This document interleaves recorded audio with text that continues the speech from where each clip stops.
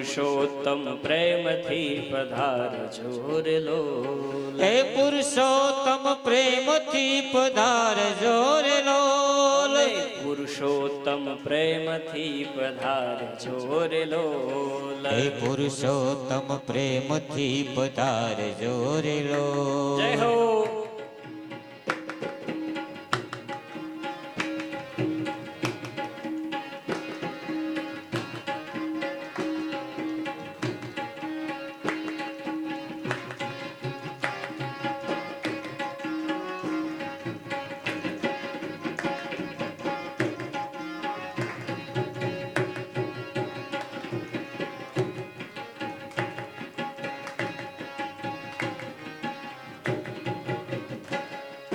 શબરીનો મનખો સુધાર્યો રે લોલ.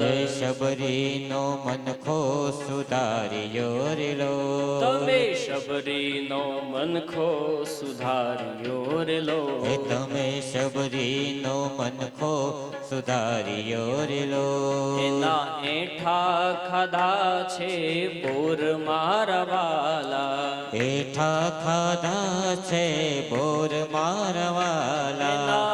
એઠા ખાધા છે બોર મારા વાલા. એના એઠા ખાધા છે બોર મારા વાલા. પુરુષોત્તમ પ્રેમથી પધારજો રે લોલ. હે પુરુષોત્તમ પ્રેમથી પધારજો રે લોલ. પુરુષોત્તમ પ્રેમથી પધારજો રે લોલ. હે પુરુષોત્તમ પ્રેમથી પધારજો રે લોલ. દેવા દર્શન ના દાન મારા વાલા. હે દેવા દર્શન ના દાન મારા વાલા. હે દેવા દર્શન ના દાન મારા વાલા. હે દેવા દર્શન ના દાન મારા વાલા. પુરુષોત્તમ પ્રેમથી પધારજો રે લોલ.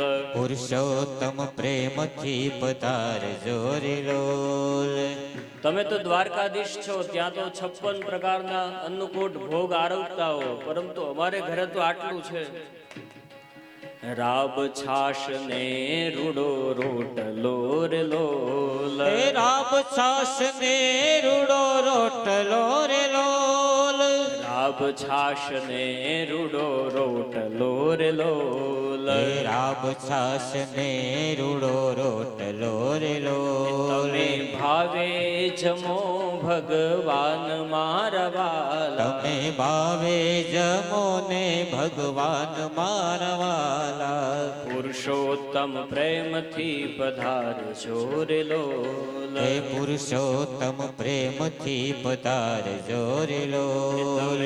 પુરુષોત્તમ પ્રેમથી પધારજો લોલ. હે પુરુષોત્તમ પ્રેમથી પધારજો રે લોલ. પુરુષોત્તમ પ્રેમથી પધારજો રે લોલ. પુરુષોત્તમ પ્રેમથી પધારજો રે લોલ. દેવા દર્શન ના દાન મારા વાલા. દેવા દર્શન ના દાન મારા વાલા. દેવા દર્શન ના દાન મારા વાલા. હે દેવા દર્શન ના દાન મારા વાલા. પુરુષોત્તમ પ્રેમથી પધારજો રે લોલ. હે પુરુષોત્તમ પ્રેમથી પધારજો રે લોલ. શ્રી ભાગવત ભગવાન કી જય. શ્રી શુકદેવજી મહારાજ રાજા પરીક્ષિતને ગંગાના પાવન કિનારે ભાગવતની કથા સંભળાવી રહ્યા છે. નૈમિષારણ્યની અંદર શ્રી સુતજી મહારાજ શૌનક આદિ મહાત્માઓને આ ભાગવત કથા સંભળાવે છે. મૈત્રેય સ્વામી ભક્ત વિદુરને ભાગવતની કથા સંભળાવે અને શમ્યાપ્રાસ નામના આશ્રમમાં ભગવાન વેદવ્યાસ પોતાના મનને આ કથા સંભળાવી રહ્યા છે. અહીંયાથી હવે ધ્રુવ ચરિત્રનો પ્રારંભ થાય છે. ઉત્તાનપાદ નામનો એક રાજા હતો. આ રાજાને બે રાણી, એકનું નામ સુરુચિ અને બીજીનું નામ સુનીતિ. સુરુચિને જે દીકરાનો જન્મ થયો એનું નામ ઉત્તમ અને સુનીતિને જે દીકરાનો જન્મ થયો એનું નામ ધ્રુવ એવું ભાગવતમાં વર્ણન આવે છે. આ કથા મારા અને તમારા જીવનમાં ઉતારવા જેવી અને આપણને લાગુ પડે એવી આ કથા છે. ઉત્તાનપાદ એટલે કોણ? ઉત્તાનપાદ શબ્દનો અર્થ એ થાય છે કે જેનું માથું નીચે છે અને પગ ઉપર છે, આને ઉત્તાનપાદ કહેવાય. માતાના ગર્ભમાં જ્યારે જીવ હોય ત્યારે આ જીવની દશા આવી હોય, માથું નીચે હોય અને પગ ઉપર થઈ હોય. આપણે બધાય કોણ છીએ? ઉત્તાનપાદ.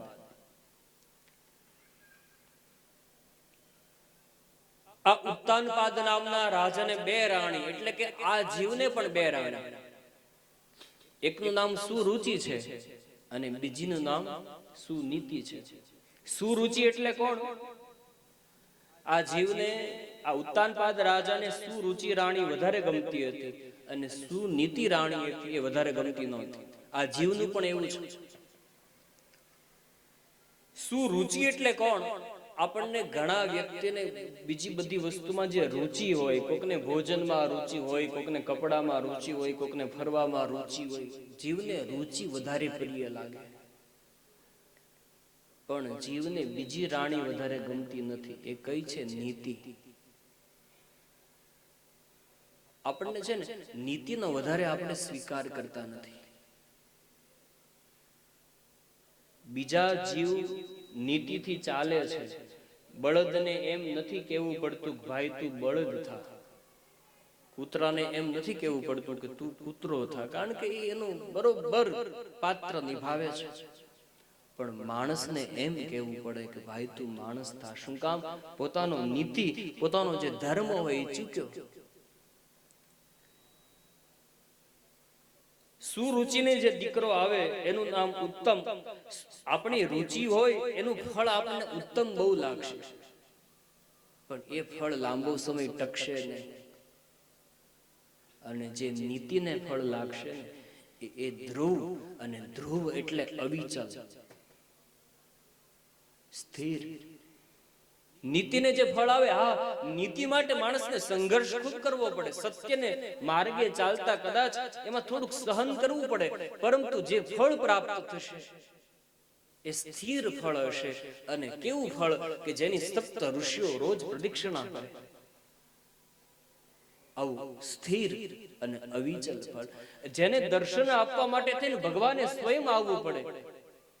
ક્યારે આવવું પડે? નીતિને પસંદ થાય તો, અને નીતિને ત્યાં જ ધ્રુવ આવી શકે. રુચિને ત્યાં ક્યારે ઉત્તમ ફળ જરૂર લાગે, પરંતુ એ કાયમી ધોરણે ટકવા વાળું ફળ નથી.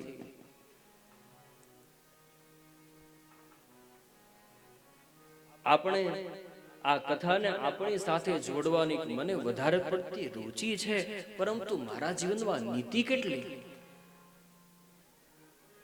આ અંદરનો માયલો જે છે ને, એ માયલાને તો નીતિ જ ગમે છે, અનીતિ ગમતી જ નથી. ચોર જ્યારે ચોરી કરવા માટે જાય, અનીતિથી ધન કમાય, અને પછી એક જગ્યાએ 3-4 ચોર હોય, ભેગા થાય ને પછી શું કહે ખબર? કે ચાલો નીતિથી ભાગ પાડીએ. લાવ્યા છે અનીતિનું, કારણ કે પોતાના માટે નીતિ જ જોઈએ છે બધાને.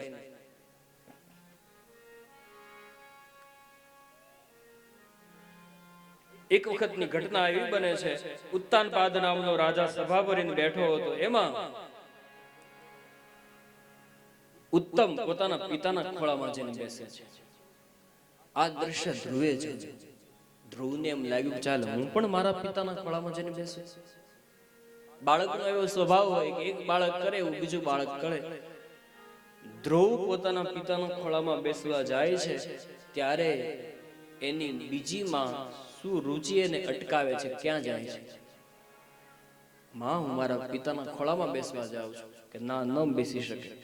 કે માં, ઉત્તમ બેસી શકતો હોય તો હું કેમ ન બેસી શકું? ત્યારે સુરુચિએ કહ્યું કે ધ્રુવ, એ તો ઉત્તમનું સદભાગ્ય છે.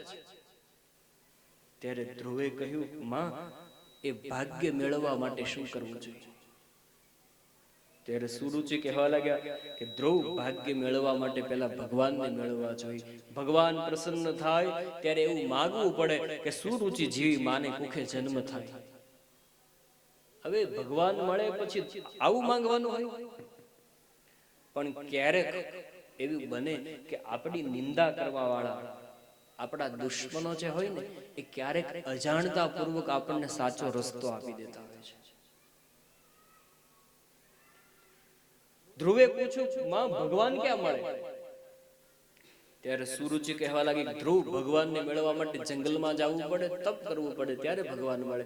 સુરુચિને એમ લાગ્યું કે આ બહાને જો ધ્રુવ અહીંયાથી નીકળી જાય તો આખું રાજ્ય મારો દીકરો ઉત્તમ ભોગવે. અને તુરંત ધ્રુવ નીકળી ગયા, દોડીને પોતાની માં સુનીતિ પાસે આવ્યા છે. માં, સુરુચિમાં એમ કહેતી હતી કે મારે જો મારા પિતાના ખોળામાં બેસવું હોય ને તો મારે જંગલમાં જઈને ભગવાનનું તપ કરવું પડે. માં, એક કામ કરના, ચાલ મારી સાથે, આપણે મા દીકરો બે જઈએ, જંગલમાં જઈને ભગવાનનું તપ કરીએ. ત્યારે સુનીતિ એમ કહે છે કે બેટા, એવી રીતે ભગવાન ન મળે. અને બીજું, હું તારી સાથે જંગલમાં ન આવી શકું, કારણ કે મારા માટે ભગવાન તો તારો પિતા છે, એને છોડીને હું તારી સાથે ન આવી શકું, એટલે તારે જંગલમાં નથી જવાનું. ત્યારે ધ્રુવ કહેવા લાગ્યો, માં, તું ન આવે તો કઈ વાંધો નહીં, હું એકલો જઈશ અને ભગવાનને પ્રાપ્ત કરીશ. શ્રી સુખદેવજી મહારાજ કહે છે કે રાજન, ભક્તિ માર્ગમાં કોઈ અવરોધ રૂપ બને તો એને ત્યાગી દો. ધ્રુવને એમ લાગ્યું કે કદાચ મારા હરિના માર્ગમાં મારી માં અવરોધ બને છે, તો તુરંત કહી દીધું, માં, તું ન આવે તો કઈ વાંધો નહીં, પણ હું એકલો જઈશ અને હવે ભગવાનને તો જરૂર મેળવીશ. નીકળી ગયો ઘરેથી, ગાઢ જંગલમાં પહોંચી ગયો. એ વખતે દેવર્ષિ નારદ ત્યાં આવે છે અને કહે છે, ધ્રુવ ક્યાં જાય છે? કોઈ પણ વ્યક્તિ તપ કરવા માટે જતું અને પછી નારદજી એને પૂછતા, ભાઈ તું ક્યાં જાય છે? તો એને સામેથી જવાબ એવો મળતો કે હું સિદ્ધિ મેળવવા માટે જાઉં, હું વરદાન મેળવવા માટે જાઉં, હું રાજ્ય મેળવવા માટે જાઉં, હું આયુષ્ય મેળવવા માટે જાઉં. પણ અહીંયા ધ્રુવે શું જવાબ આપ્યો? ભગવાનને મેળવવા જાઉં છું. નારદે પૂછ્યું, ભગવાન ક્યાં છે? ધ્રુવ કહે, એ તો મને ખબર નથી ભગવાન ક્યાં છે. નારદજી કહેવા લાગે, જો બેટા ધ્રુવ, આવી રીતે ભગવાન ન મળે. અને બીજું, ભગવાનને મેળવવા માટે આનાથી વધારે અંદર જંગલમાં જવું પડે, ત્યાં હિંસક પશુઓ તને ફાડી ખાશે. અને બીજું, બેટા, ઘણા વર્ષથી મહાત્માઓ ધ્યાન લગાવીને બેઠા છે જંગલમાં, પણ હજી સુધી કોઈને ભગવાન મળ્યા જ નથી, અને આવી રીતે ભગવાન પ્રાપ્ત થાય જ નહીં. ત્યારે ધ્રુવે ધીરેથી જવાબ આપ્યો, મહાત્માજી, એમને ભલે ભગવાન ન મળ્યા પણ મને જરૂરથી મળશે. ત્યારે નારદજીએ પૂછ્યું, બેટા, એને નથી મળ્યા તો પછી તને કેવી રીતે મળે? ધ્રુવ કહેવા લાગ્યો, પ્રભુ, એને તમે નહોતા મળ્યા ને, મને તો તમે મળ્યા છો, એટલે હવે જરૂરથી મને ભગવાન પ્રાપ્ત થશે.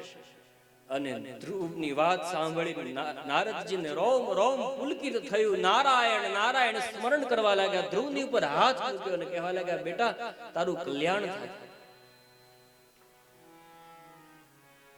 નારદજી કહે છે, પરંતુ ધ્રુવ, તું કેવી રીતે તપ કરીશ? તને કોઈ શ્લોક આવડે છે, કોઈ મંત્ર આવડે છે? ધ્રુવ કહેવા લાગ્યો, ના, મને કશું આવડતું નથી, બસ મને તો એટલી જ ખબર છે કે મારે જંગલમાં જવાનું અને ભગવાનને પ્રાપ્ત કરવાનું.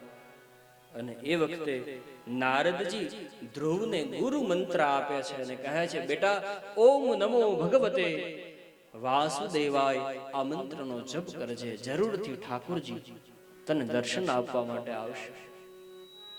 મેં આપને અગાઉ કહ્યું હતું કે સાચા શિષ્યની લાયકાત નિર્માણ કરો, ગુરુજીને શોધવા જવાની જરૂર નથી. ધ્રુવની લાયકાત નિર્માણ થાય, સામે ચાલીને નારદજી મળ્યા અને એને ગુરુ મંત્ર આપ્યો છે, ઓમ નમો ભગવતે વાસુદેવાય. આ મંત્ર આપ્યો અને કહ્યું, આ મંત્રનો આશ્રય કરજે બેટા, જરૂરથી ઠાકોરજી તને દર્શન આપવા માટે આવશે. જંગલમાં ગયા, તપ કરવા લાગે, ઓમ નમો ભગવતે વાસુદેવાય, ઓમ નમો ભગવતે વાસુદેવાય. આખો દિવસ જપ કરે, સૂર્યાસ્તના સમય થોડા ફલ ખાય, જલપાન કરે અને તપ આગળ વધારે બીજે દિવસે. પરંતુ ભગવાન દર્શન આપવા માટે નથી આવતા. તો થોડા વખત પછી ધ્રુવજી મહારાજે ફળનો ત્યાગ કર્યો, ફક્ત જલપાન કરે અને આખો દિવસ ઓમ નમો ભગવતે વાસુદેવાય, ઓમ નમો ભગવતે વાસુદેવાય મંત્રનો જપ શરૂ રાખ્યો, છતાં પણ ભગવાન દર્શન આપવા માટે નથી આવતા. અને એ વખતે હવે ધ્રુવજી મહારાજ જલનો ત્યાગ કરે છે, ફક્ત શ્વાસ લઈ અને ઓમ નમો ભગવતે વાસુદેવાય, ઓમ નમો ભગવતે વાસુદેવાય મંત્રનો જપ કરે છે, છતાં પણ પરમાત્મા દર્શન આપવા માટે નથી આવતા. આ જોઈ લક્ષ્મીજી સહન ન કરી શક્યા અને નારાયણને કહેવા લાગ્યા, આપ દર્શન આપવા માટે જાઓ છો કે હું જાઉં? ત્યારે નારાયણ કહે છે કે ના દેવી, હું ક્યારનો એને દર્શન આપવા માટે થઈને ઉતાવળો થયો છું, પરંતુ મારે જોવું છે કે નાનું બાળક ક્યાં સુધી તપ કરી શકે છે. અને હવે ધ્રુવજી મહારાજ બેઠા બેઠા પરમાત્માનું તપ કરતા હતા. પોતાના જગ્યા ઉપર ઊભા થયા અને બે હાથ આકાશની સામે જોડી અને એક પગ ઉપર ઊભા રહી ઓમ નમો ભગવતે વાસુદેવાય, ઓમ નમો ભગવતે વાસુદેવાય મંત્રનો જપ કરે, ફક્ત શ્વાસ લઈ અને આદિનારાયણ પરમાત્માનું તપ કરે છે. અને છતાં પણ પરમાત્મા દર્શન આપવા માટે નથી આવતા. અને એ વખતે હવે ધ્રુવજી મહારાજ શ્વાસને રોકવા લાગ્યા છે. શ્રી સુખદેવજી મહારાજ વર્ણન કરે, રાજન, ધ્રુવજીએ જ્યાં પોતાના શ્વાસની ગતિને રોકવાનો પ્રયત્ન કર્યો, એ વખતે ફક્ત ધ્રુવના એકલાના શ્વાસ ન રોકાયા, પરંતુ જીવ સૃષ્ટિના શ્વાસ થંભવા લાગ્યા. કારણ કે જીવ સૃષ્ટિમાં ધ્રુવજી મહારાજ દરેકમાં જાણે બિરાજમાન થતા હોય આવું બધાને લાગવા લાગ્યું. ધ્રુવજી મહારાજે એકે શ્વાસને રોક્યા હતા, બધાયના શ્વાસ રોકાવા લાગ્યા. અને નારાયણને એમ લાગ્યું કે હવે તો મારે જલ્દીથી ધ્રુવની પાસે જવું જોઈશે.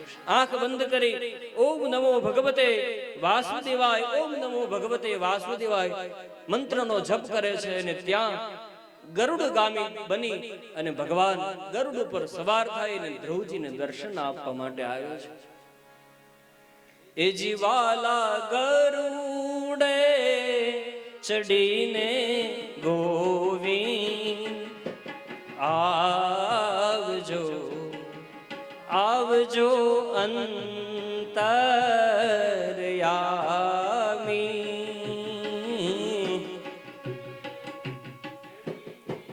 ગોવિંદ આવજો, આવજો અંતર્યામી.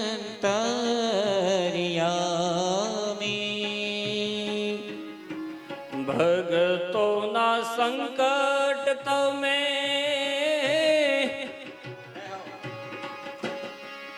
કાપજો, મહેતા નરસિંહના સ્વામી.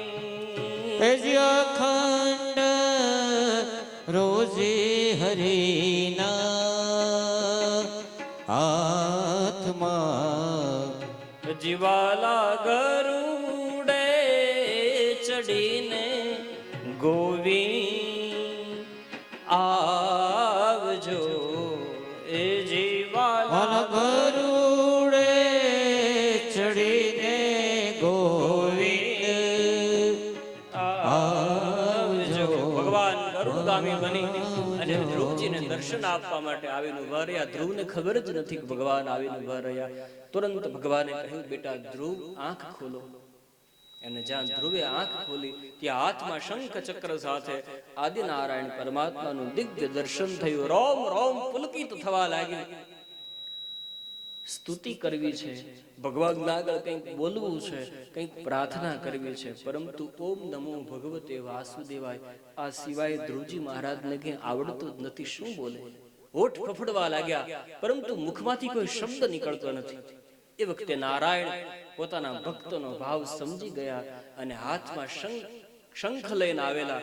એ શંખ જ્યાં ધ્રુવજી મહારાજના કપાળ ઉપર સ્પર્શ કરાયો ત્યાં તો ધ્રુવજી મહારાજે આદિનારાયણ પરમાત્માની ખૂબ સુંદર સ્તુતિ કરી છે. શ્રી સુખદેવજી મહારાજ રાજા પરીક્ષિતને કથાનું દર્શન કરાવે. ભગવાન વેદવ્યાસ લખે છે, શું બોલ્યા ધ્રુવજી મહારાજ? યોંતઃ પ્રવીક્ષ મમ વાચમિ, មា પ્રસુત્તા સંજીવયખિલશક્તિધર સ્વધામ્ના અન્યાસ્તહસ્તચરણૌ શ્રવણત્વગાદી પ્રાણાન્નમો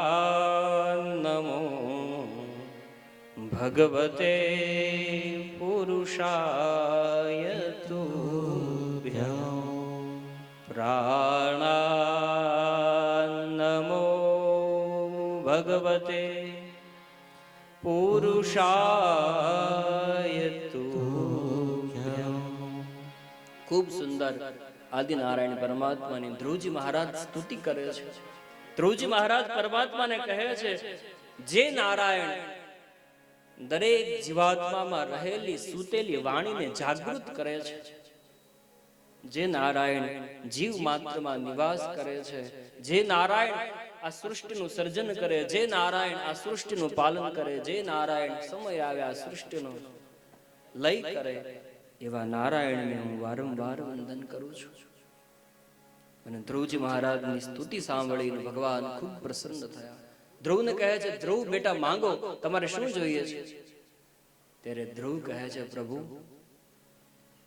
તમારું દર્શન થઈ જાય અને પછી કઈ માંગવાનું બાકી રહે તો પછી તમારું દર્શન કેવી રીતે થયું ગણાય? પ્રભુ મારે કઈ જોતું નથી. ત્યારે ભગવાન કહે છે, ધ્રુવ નહીં બેટા, મારે કંઈક આપવાની ઈચ્છા છે, માટે તમે માંગો, તમારે શું જોઈએ છે? છતાં પણ ધ્રુવજી મહારાજે કઈ માંગ્યું નહીં, તો પણ ભગવાને વગર માંગે ધ્રુવજી મહારાજને આપ્યું. શું આપ્યું? એ ધ્રુવને આપ્યું અવિચળ રાજ, પોતાનો કરી સ્થાપ્યો રે. ધ્રુવને આપ્યો અવિચલ રાજ, પોતાનો કર સ્થાપ્યો રે. હરિને ભજતા હજી કોઈની લાજ જતા નથી જાણી રે. હરિને ભજતા હજો કોઈની લાજ જતા નથી જાણી રે. જેની સુરતા શામળિયાની સાર વધે વેદવાણી રે. જેની સુરતા શામળિયાની સાર વધે વેદવાણી રે. જેની સુરતા શામળિયાની સાર વધે વેદવાણી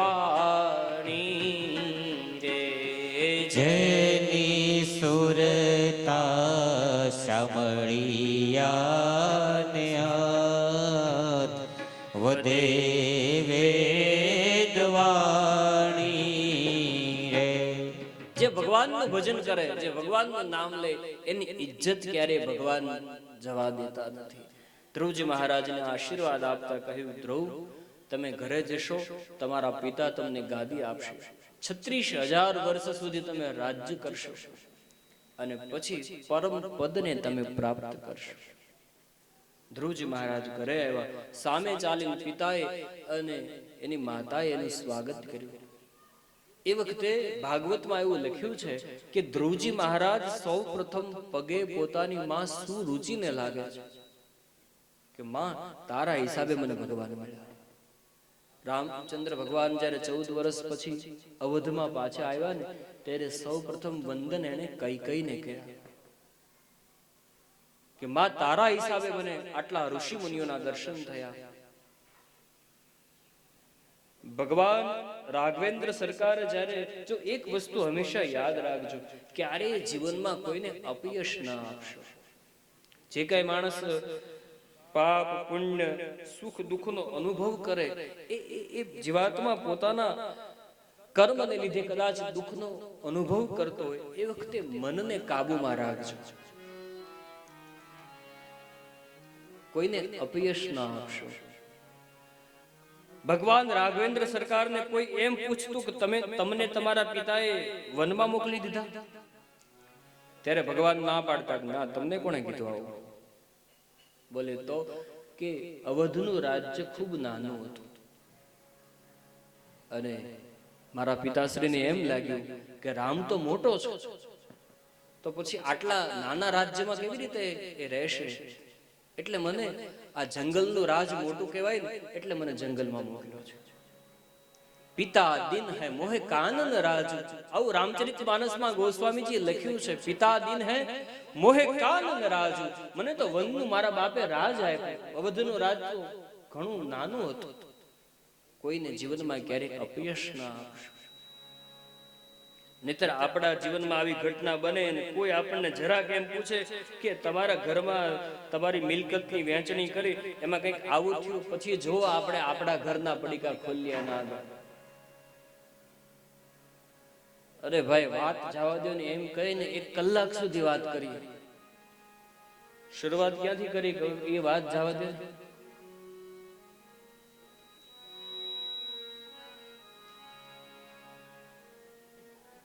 શ્રી સુખદેવજી મહારાજ વર્ણન કરે છે, હે રાજન, ધ્રુવજી મહારાજ રાજ્ય કરે છે. ઘણા બધા વર્ષ સુધી ધ્રુવે રાજ્ય કર્યું. એમાં એક દિવસની ઘટના એવી બને છે, ધ્રુવના ભાઈ ઉત્તમનું જંગલમાં યક્ષો સાથે યુદ્ધ થયું અને યક્ષોએ ધ્રુવને મારી નાખ્યા, ઉત્તમને મારી નાખ્યા છે. અને આ વાતની જાણ ધ્રુવને થઈ.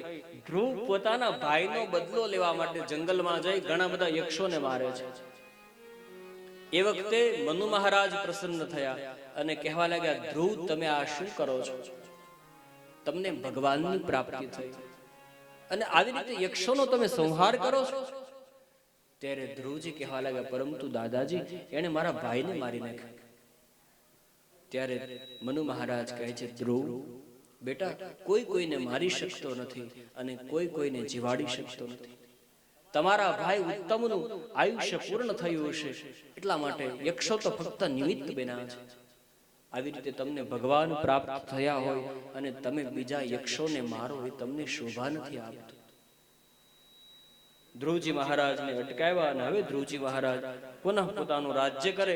36,000 વર્ષ સુધી રાજ્ય કર્યું અને પુનઃ પરમાત્માનું તપ કરવા માટે જંગલમાં ગયા.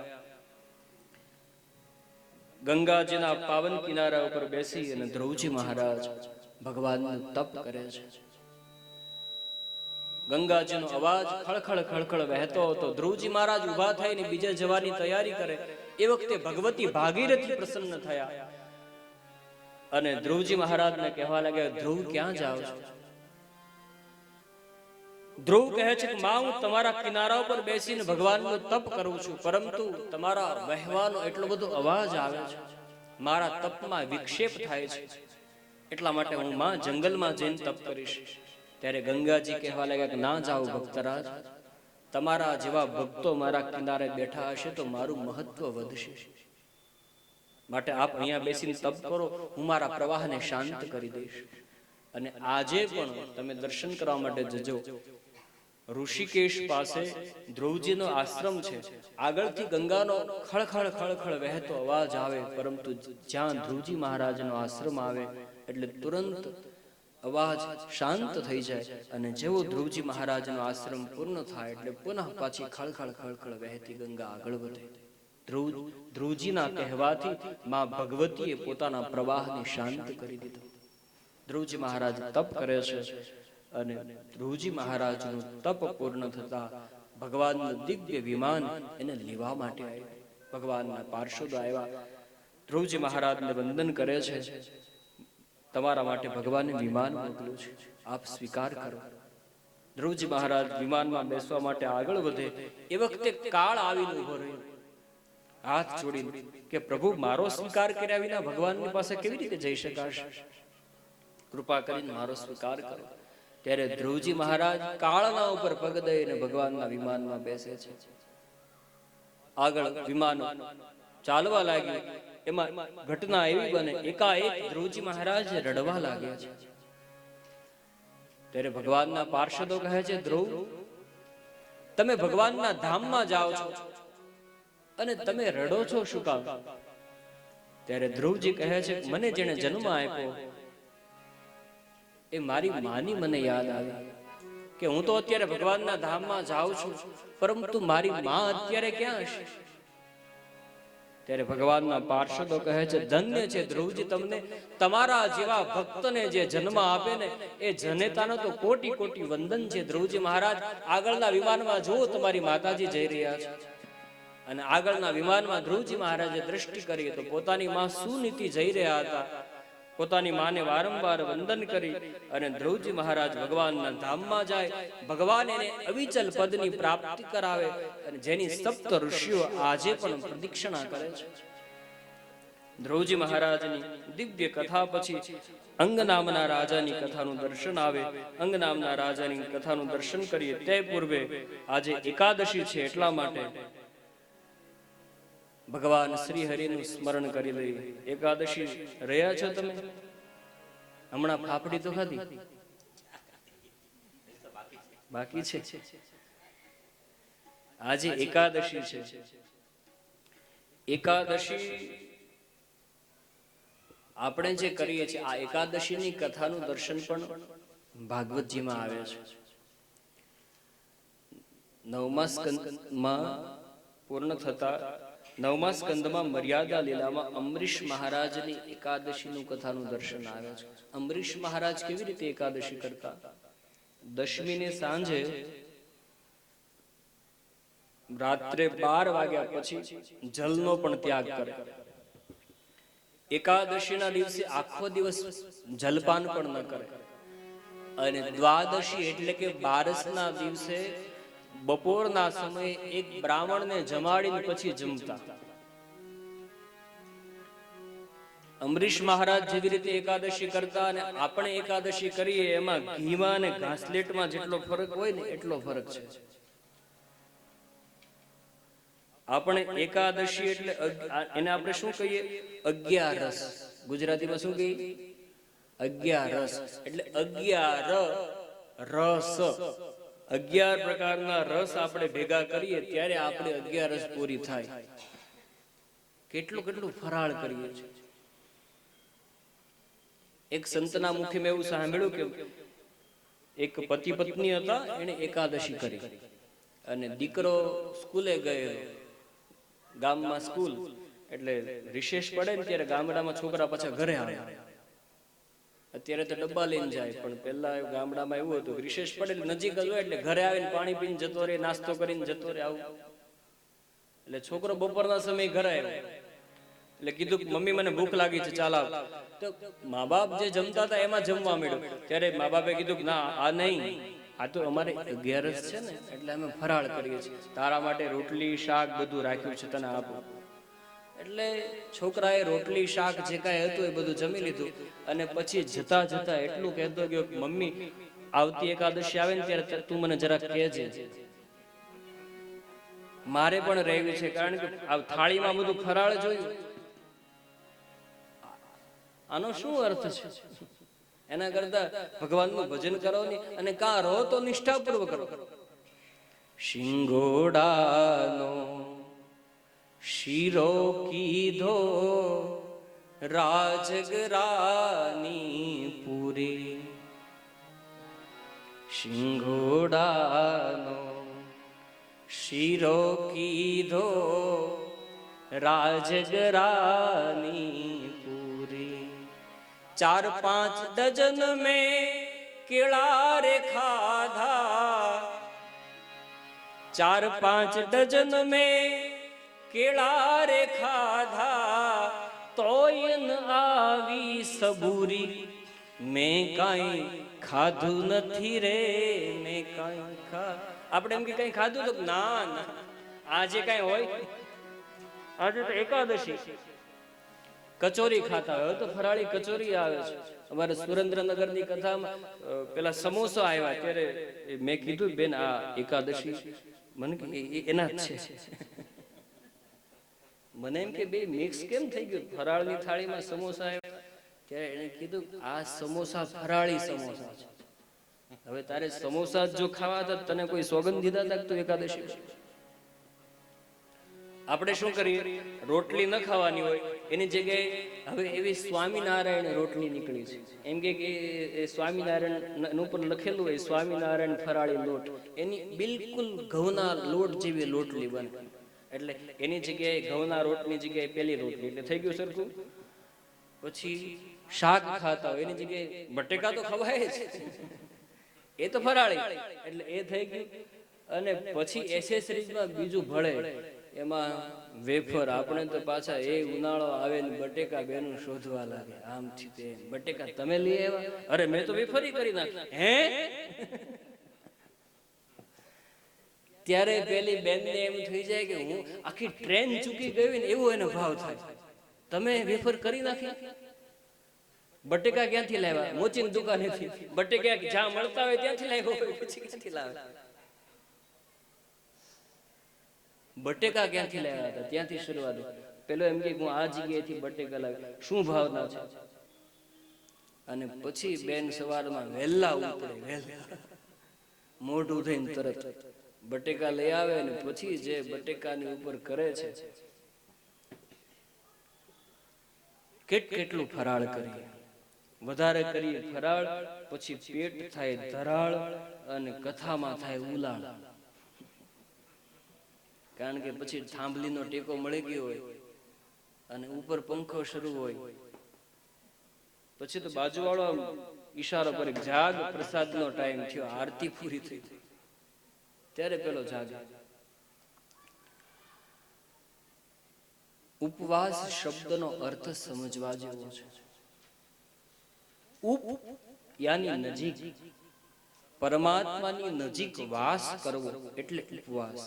તમે આખો દિવસ શ્રી કૃષ્ણ શરણમ મમ અથવા ઓમ નમો ભગવતે વાસુદેવાય અથવા તમને જે ભગવાનને તમે માનતા હો, તમને જે ભગવાનમાં શ્રદ્ધા હોય એ ભગવાનનું તમે આખો દિવસ સ્મરણ કરો, ભગવાનથી નજીક કરો, એટલા માટે ઉપવાસ છે.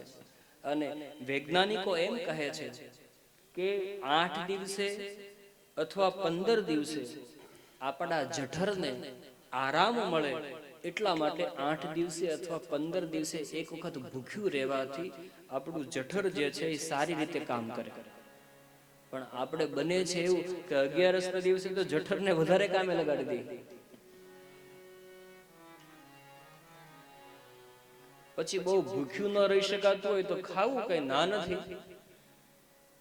ઘણા વ્યક્તિ એકાદશી કરે ને પછી આમ બજારમાં નીકળે ને ગરમ ગરમ ગાંઠિયા થતા હોય વણેલા, સુગંધ આવી જાય, થોડોક નજીક આવે ને પછી વિચાર થાય ઓ આજે તો 11 છે, પતી ગઈ તારી 11. ભાઈ તું એક કામ કર, ઝપટ કરી લે. શ્રીમદ ભાગવતમાં એક કથા આવે છે. ગોપીઓને ખબર પડી કે દુર્વાસા ઋષિ પધાર્યા છે, તો એનું સ્વાગત કરવા માટે, એનું સન્માન કરવા માટે થઈ અને 1000 ભોજનનો થાળ લઈ અને દુર્વાસા પાસે ગોપીઓ જાય છે. પણ એમાં બને છે એવું, વચ્ચે યમુનાજીનો પ્રવાહ એટલો બધો હતો કે ગોપીઓ એમાં જઈ શકી નહીં. પાછા ભગવાન કૃષ્ણ પાસે આવ્યા અને કહેવા લાગ્યા કે માધવ, અમારે દુર્વાસા પાસે જવું છે ને ભોજન કરાવવા માટે, પરંતુ યમુનાજીમાં વધારે પડતું પાણી છે, માટે તમે કે કૃપા કરો તો અમે દુર્વાસાના દર્શન કરી શકીએ. ત્યારે કૃષ્ણએ કહ્યું ગોપીઓને એક કામ કરો, તમે યમુનાજી પાસે જાઓ અને એને પ્રાર્થના કરો, હે યમુના મહારાણી, અમારે કૃષ્ણ 16,108 પટરાણીઓનો સ્વામી હોવા છતાં જો કુંવારો હોય, જો બ્રહ્મચારી હોય, તો હે યમુને મહારાણી તું અમને માર્ગ કરી આપ. ગોપીઓએ ભગવાને કીધું એ પ્રમાણે યમુનાજી પાસે ગયા અને એને પ્રાર્થના કરી કે હે યમુનાજી, કૃષ્ણ 16,108 પટરાણીઓનો સ્વામી હોવા છતાં જો કુંવારો હોય તો હે યમુનાજી અમને માર્ગ કરી આપ. તુરંત યમુનાજીમાં માર્ગ થઈ ગયો અને ગોપીઓ ગઈ દુર્વાસા પાસે. દુર્વાસા 1000 ભોજનનો થાળ હતો. એક થાળ કેટલા હતા? 1000 થાળી હતી ભોજન. એકલા ભોજન કરી ગયા બધું. પેલી ગોપીઓને એમ હતું થોડું થોડું બધામાંથી લેશે ને આપણે પ્રસાદી લઈશું. દુર્વાસા ઋષિ 1000 ભોજનનો થાળ એકલા આરોગી ગયા અને પછી દુર્વાસાને વંદન કરીને ગોપીઓ પાછી આવી તો ફરી પાછું યમુનાજીમાં વધારે પાણી હતું. ગોપીઓ વિચાર કર્યો કે આવતી વખતે તો કૃષ્ણએ મદદ કરી, પણ હવે જતી વખતે શું કરવું? ચાલો આપણે દુર્વાસા પાસે જઈએ. દુર્વાસા ઋષિને કહેવા લાગ્યા, મહાત્માજી, યમુનાજીમાં પાણી બહુ છે, અમે જઈ શકીએ એમ નથી, અમારી પર કૃપા કરો. ત્યારે દુર્વાસા ઋષિ કહેવા લાગ્યા, તો પછી તમે આવ્યા કેવી રીતે અહીંયા? ગોપીઓ કહેવા લાગી કે અમને કૃષ્ણે જે શીખવાડ્યું હતું એ અમે યમુનાજીને કીધું, અમને યમુનાજીએ માર્ગ કરી આપ્યો. દુર્વાસા કહેવા લાગી, કૃષ્ણએ શું કીધું હતું?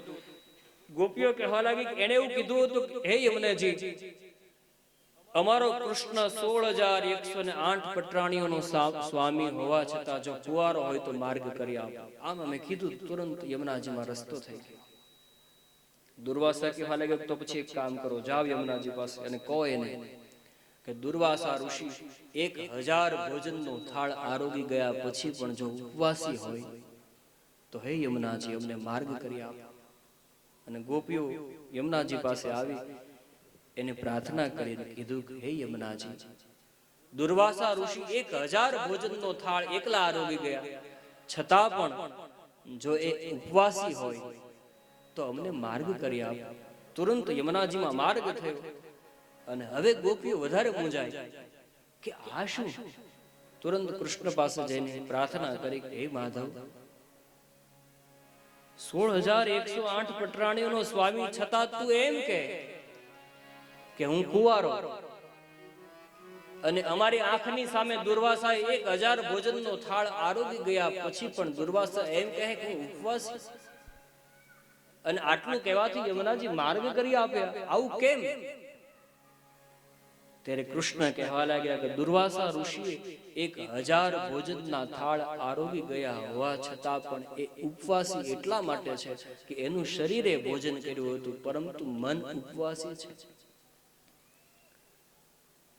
આપણે ઉપવાસ રહેતા હોય એની સાથે આપણું મન ઉપવાસ રહે છે કે નહીં એ આપણા મનને પૂછી લેવું. ઘણા વ્યક્તિનું મન ના કહેતું હોય કે રેવા દે, કઈ નથી કરવું, તારાથી થતું નથી, શું છતાંય પેલા એમ કે પહેલી કરે. આજે તો કરવી જ પડે, એમાં ચાલે જ નહીં. પછી પરાણના પૂન એમાં કઈ હોય નહીં. પરંતુ જો રહેતા હો તો નિષ્ઠાપૂર્વક ઠાકોરજીને યાદ કરી, ભગવાનનું સ્મરણ કરી અને ફક્ત ફલાહાર કરવાનો નિયમ બતાવ્યો છે. શું કરવાનું? ફલાહાર, ફક્ત ફળનો આહાર કરવો. આજે એકાદશી છે, ભગવાન શ્રી હરિનું થોડું સ્મરણ કરી આગળની કથાનું દર્શન કરીએ. હે ધન એકાદશી, એકાદશી કરીએ તો વ્રજ સુખ પામીએ. ધન્ય એકાદશી, એકાદશી કરીએ તો વ્રજ સુખ પામીએ. ધન એકાદશી, એકાદશી કરીએ તો વ્રજ સુખ પામીએ. હે ધન્ય એકાદશી, એકાદશી કરીએ તો વ્રજ સુખ પામીએ. મારે એકાદશીના વ્રત કરવા છે, મારે એકાદશીના વ્રત કરવા છે. મારે ધ્યાન હરિના ધરવા છે, મારે ધ્યાન હરિના ધરવા છે. મારે વ્રજ ભૂમિમાં વસવું છે, મારે વ્રજ ભૂમિમાં વસવું છે. ધન એકાદશી, એકાદશી કરીએ તો વ્રજ સુખ પામીએ. હે ધન્ય એકાદશી, એકાદશી કરીએ તો વ્રજ સુખ પામીએ. મારે ગંગા ઘાટે જાવું છે, મારે ગંગા કાંઠે જાવું છે. મારે ગોમતીજી માં નાવું છે, મારે ગોમતીજી માં નાવું છે. મારે ભવસાગર તરી જાવું છે, હે મારે ભવસાગર તરી જાવું છે. ધન એકાદશી, એકાદશી કરીએ તો વ્રજ સુખ પામીએ. હે ધન્ય એકાદશી, એકાદશી કરીએ તો વ્રજ સુખ પામીએ. મારે પંઢરપુરમાં જાવું છે, હે મારે પંઢરપુરમાં જાવું છે.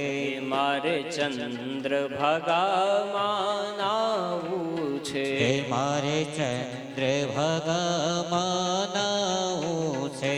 મારે વિઠ્ઠલ રાયને નિરખવા છે, હે મારે વિઠ્ઠલ રાયને નિરખવા છે. મારે વિઠ્ઠલ રાયને નિરખવા છે, હે મારે વિઠ્ઠલ રાયને નિરખવા છે.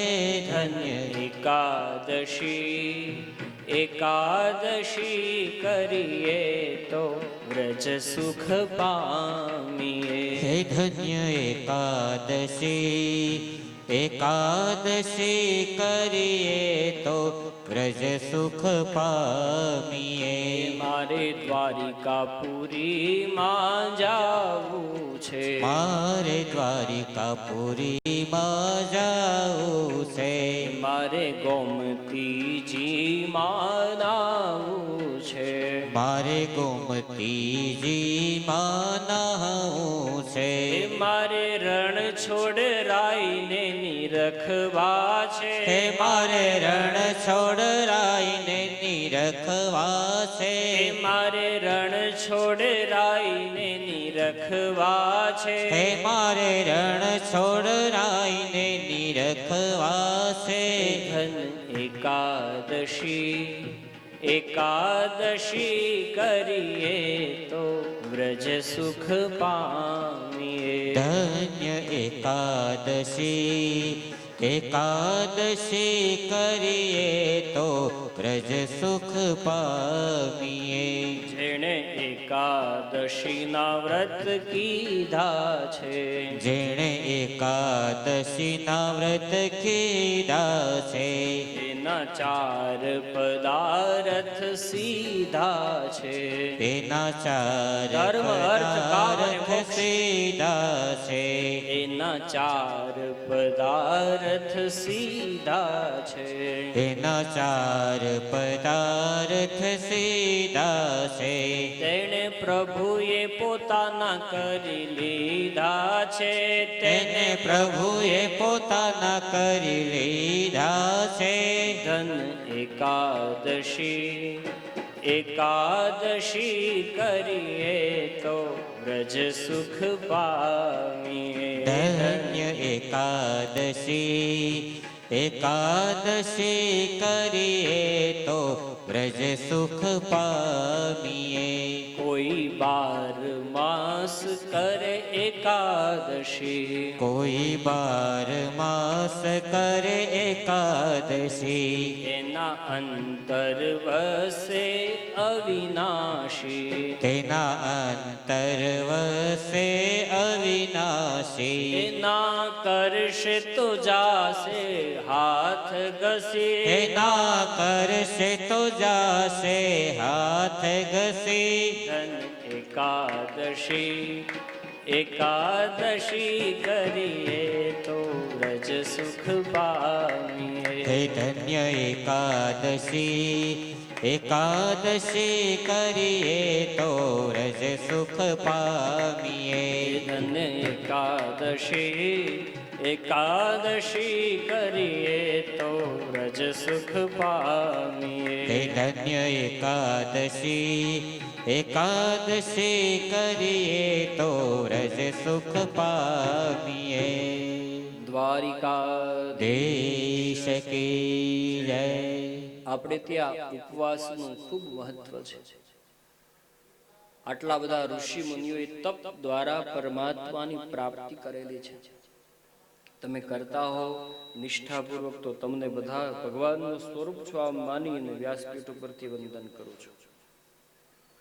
શ્રી શુક્દેવજી મહારાજ વર્ણન કરે છે, હે રાજન, ધ્રુવ ચરિત્રની કથા પછી અંગ નામના રાજાની કથાનું દર્શન આવે છે. અંગ નામનો રાજા રાજ્ય કરતો હતો. એમને ત્યાં વેન નામનો એક દુષ્ટ દીકરાનો જન્મ થાય છે. અંગ નામનો રાજા એ ભગવત ભક્ત હતો, પરંતુ વેન દુષ્ટ થયો. ઘણી વખત એવું બને કે બાપ સારો હોય પણ દીકરો ખરાબ થાય. અંગ નામના રાજાના મૃત્યુ પછી વેન રાજા થયો. દુષ્ટ હતો, દુરાચારી હતો, પાપી હતો, કોઈને ભગવાનનું નામ ન લેવા દે. વેને એવું ફરમાન કર્યું કે કોઈ ભગવાન જ નથી, તમારા બધાયનો ભગવાન હું છું. નામ લેવું હોય તો મારું નામ લો, હું જ ભગવાન. આ જે માણસ એમ કહે ને હું જ ભગવાન, એ સમજી લેવાનું કે ભગવાન ક્યારે હોય જ નહીં. આજે ઘણા સમાજમાં એમ કહે છે કે હું ભગવાન. જે પોતાની જાતને ભગવાન બતાવે એ ભગવાન ક્યારે હોય જ ના શકે. વેન કહે છે કે હું જ ભગવાન, નામ લેવું હોય તો મારું નામ લો. ભગવાનના મંદિરમાં શું મૂકવા જાઓ છો? મને આપો. કારણ કે રાજા જ વિષ્ણુનું રૂપ ગણાય. કોઈને ભગવાનનું નામ ન લેવા દે. યજ્ઞ બંધ કરાવ્યા. આ જોઈ અને પાછો વેન નાનામાં નાનો કોઈ ગુનો કરે એની સજા મોટી આપતો. કોઈ ચોરી કરે તો એના હાથ કાપી લે, અસત્ય બોલે તો એની જીભ કાપી લે. ગુનો નાનો હોય પણ છતાં વેન એને સજા મોટી આપે. પરિણામે બન્યું એવું કે આખા રાજ્યમાં ચોરી બંધ થઈ. માણસો એ આરામથી તાળું માર્યા વિના ઘરે સૂઈ શકે, કારણ કે ખબર છે કે કોઈ ચોરી કરશે તો પેલો વેન નામનો રાજા હાથ પગ કાપી નાખશે. પણ સાથે ભગવાનનું નામ બંધ કરાયું. બધા જ ઋષિ મુનિઓ ભેગા થઈ અને વેનની પાસે ગયા છે. વેનને કહે છે કે જો ભાઈ વેન, આ ખોટું વેન મૂકી દે. રાજા વિષ્ણુનું રૂપ ગણાય એ બરોબર છે, પરંતુ તું ભગવાનનું નામ આવી રીતે કોઈને બંધ ન કરાવી શકશે. વેન માન્યો નહીં અને ઋષિ મુનિઓને ક્રોધ આવ્યો. વેનને ઊભો ચીરી નાખ્યો. અને હવે રાજા વિનાની પ્રજા દુખી થઈ. એ વખતે બન્યું એવું કે વેનનું શરીર એની માતાએ એક તેલની કોઠીમાં પૂરી રાખ્યું. એને અગ્નિ સંસ્કાર ન કર્યો. હવે રાજા વિનાની પ્રજા દુખી થઈ. ચોરી થવા લાગી, લૂંટફાટ થવા લાગી. ત્યારે ગામ લોકોએ વિચાર કર્યો, નગરજનોએ, કે વેન ભલે ભગવાનનું નામ નહોતો લેવા દેતો, પણ ચોરી નહોતી થતી, લૂંટફાટ નહોતા થતા. આ ઋષિ મુનિઓએ વેનને મારી અને નવી તકલીફ ઊભી કરી. આ સમાજનું આવું છે. તમે સમાજ માટે સારું કરવા માટે જશો તો સારું થશે તો કઈ વાંધો નહીં, તો તમને કોઈ યશ આપવા માટે નહીં આવે, પરંતુ જો એમાં કંઈક ફેરફાર થશે એટલે તુરંત એ જ સમાજ તમને અપયશ આપશે. બધો જ સમાજ ભેગો થયો અને ઋષિ મુનિઓને ઠપકો આપ્યો, તમારા હિસાબે આ વેનનું મૃત્યુ થયું. અને હવે ઋષિ મુનિઓ વેનનું શરીર તેલની કોઠીમાં હતું, એને બહાર કાઢાઈ અને એનું ભુજાનું મંથન કરાયું.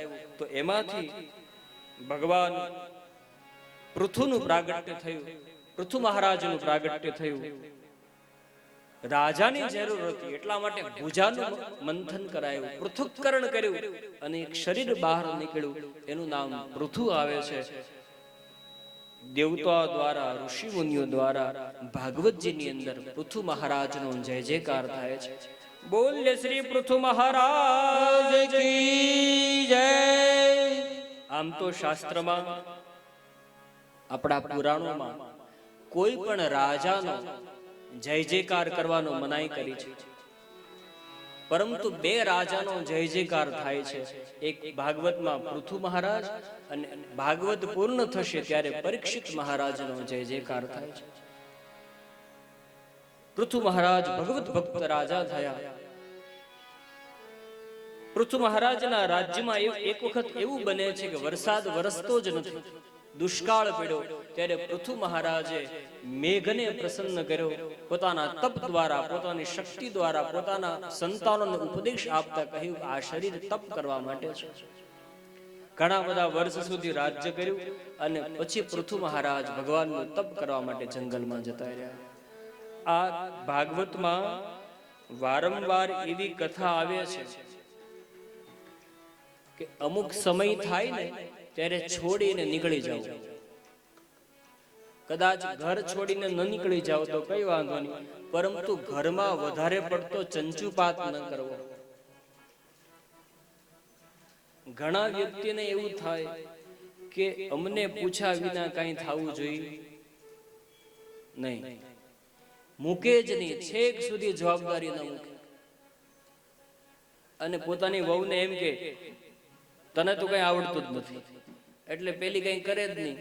અને પછી એ પણ એટલી બધી ડાય હોય ને તો એમ કે મમ્મી તમારા જેવો શીરો તો મને આવડશે જ નહીં, બા તમારા જેવી લાપસી અમારાથી થાય જ નહીં, તારે શીખવી નથી ને કરવી નથી. અને પાછી ભાઈ તો એટલા બધા ડાયા હોય, એ તો થાય જ નહીં, મારા જેવી તમારાથી થાય જ નહીં. થોડીક જવાબદારી આપજો, એના વખાણ કરજો. એક વખત ખરાબ લાપસી બનાવે ને તો એમ કહેજો, વાહ લાપસી એટલે લાપસી, આવી લાપસી તો મારાથી પણ બનતી નથી. આવા ખોટા ખોટા વખાણ કરજો.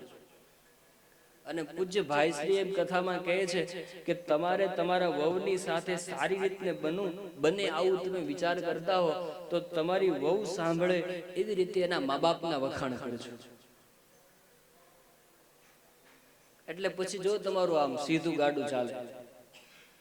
પણ શરૂઆતમાંથી જેમ કહું તને ન આવડે ને પછી એ કઈ મેળ બેસે.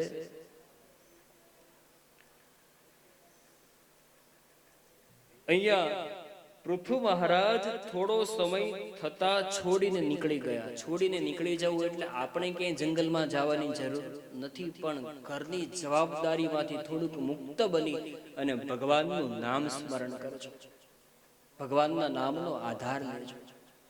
બાકી બળતરા તો આખી જિંદગી કર્યા જ કરશો તો એમાં ક્યાંય મેળ બેસવાનો નથી. અને આપણે વિચાર કરતા હોય અમુક વ્યક્તિને હું સુધારી દઉં તો એ પણ આપણી ભૂલ ભરેલી વાત હોય. એક વસ્તુ ક્યારેય સુધરતી નથી અને એ છે માણસનો સ્વભાવ. સ્વભાવના ગુણ હોય ને તમે જલેબી હોય એને તમે એમ કહો મારે જલેબી સીધી જોઈએ તો સીધી હોય તો જલેબી નો કહેવાય. પેલી વસ્તુ તો આમ સીધી આમ લાઈન પડતી આમ આટલા આટલા સળિયા આવે આપણા થાળીમાં, પછી આપણે પૂછી આ શું છે તો સામેના વ્યક્તિ એમ કે એ જલેબી છે. જલેબી હોય તો સીધી હોય જ નહીં. જલેબી મીઠી પણ લાગશે પણ એ હશે વળ ચડેલી. એ વળ ચડેલી જલેબી પણ તમને જો ખાતા આવડે તો મીઠી લાગે. શ્રી સુખદેવજી મહારાજ વર્ણન કરે છે રાજા પૃથુ બધું છોડીને ભગવાનનું તપ કરવા માટે જાય છે. ઘણા બધા વર્ષ સુધી પરમાત્માનું તપ કર્યું. ભગવાન પૃથુને પ્રસન્ન થાય છે.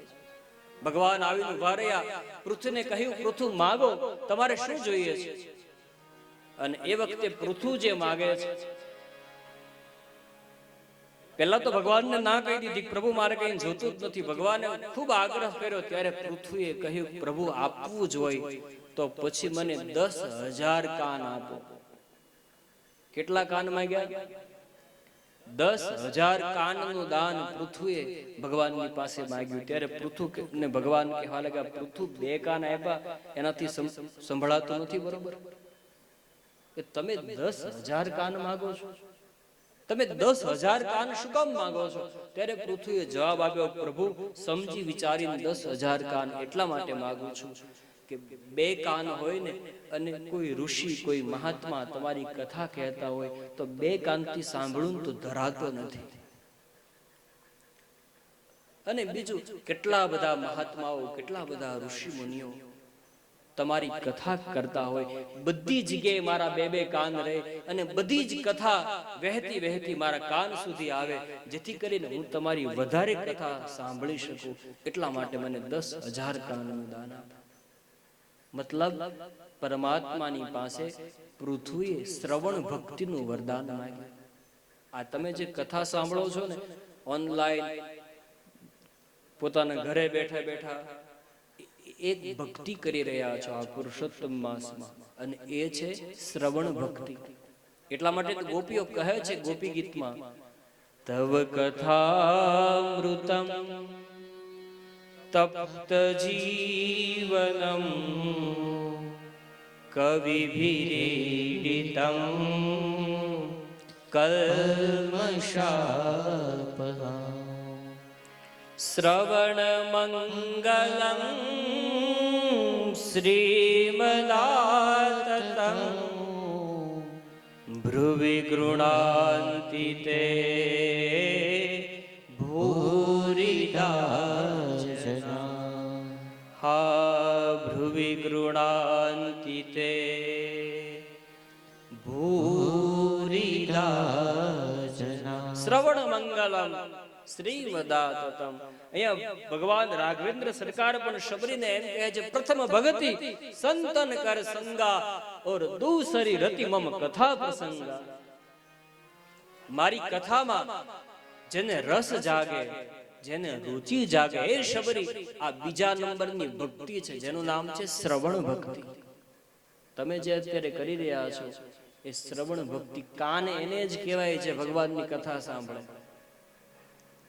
બાકી આખો દિવસ કુથલી જ સાંભળ્યા કરતા હોય, બીજાની નિંદા સાંભળતા હોય. ખબર નહીં, ઘણા વ્યક્તિને બીજાની નિંદા સાંભળવાનો બહુ રસ જાગે, અને અમુક વ્યક્તિને કહેવાનો પણ બહુ રસ હોય. કોઈ વાત કરે ને પછી સામેવાળા બેન એમ કહે ને, હે શું વાત છે, ને પછી પેલાનો હે જે કહે પેલી બેનને અડધો કલાક બોલવા માટે મજબૂર કરી દે. અરે આટલી ને આના કરતા પણ વધારે વાત છે. એક જો પછી તું કોઈને કહેતી નહીં, કારણ કે એને ખાસ મને જ કીધું છે ને કોઈને કહેવાની ના પાડી છે. અને પછી જો અમારે કાઠિયાવાડી ભાષામાં કહો તો ગૂંધળીમાં જેવી રીતે આગ લાગે ને એમ વાત જાય. પછી